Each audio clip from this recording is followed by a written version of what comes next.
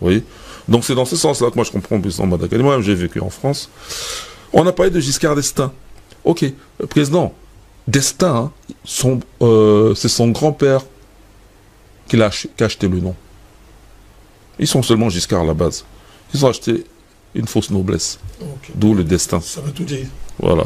Avec un petit château qui va avec, du côté de Chamalières. Autre chose. Giscard d'Estaing est aussi un employé de Rothschild. Oui. Parce que nous connaissons, justement, c'est en ce sens-là que je veux aussi éclairer, et enfin, j'essaie, hein, faut pas s'offusquer, éclairer 3A et le président Badakani, appuyer un peu ce qu'il veut dire. C'est une question d'interprétation, hein. Faut comprendre. Giscard a laissé son nom sur une loi. C'est la loi Giscard-Pompidou.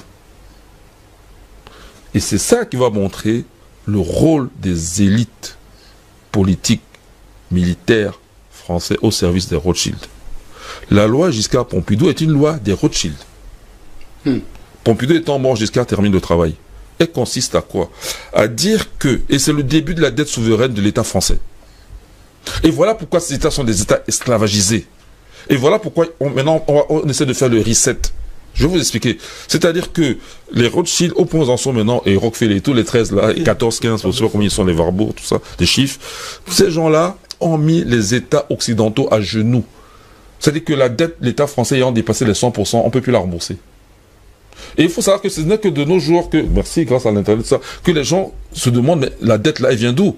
À qui on la doit? Parce que pendant longtemps, on dit seulement que ça rendait... les gens n'ont jamais compris à qui on devait la dette. Ils posaient même pas la question, tellement leur esprit a été tétanisé par l'instruction délivrée à l'école.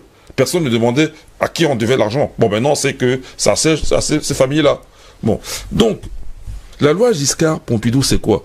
C'est qu'on a interdit à l'État français, elle interdit à l'État français d'emprunter de l'argent à la Banque de France. À l'époque, il y avait encore le franc. Vous voyez? Et la Banque de France était donc la banque centrale, qui prêtait donc l'argent à l'État français avec 0% d'intérêt. C'est la mort des banques centrales. Et donc l'obligation c'est d'emprunter l'argent dans le marché international, où les taux peuvent aller dépasser les 2%. Claire. Et petit à petit, on crée la dette souveraine. Vous voyez? Voilà. Donc, lorsqu'on arrive à ce niveau-là,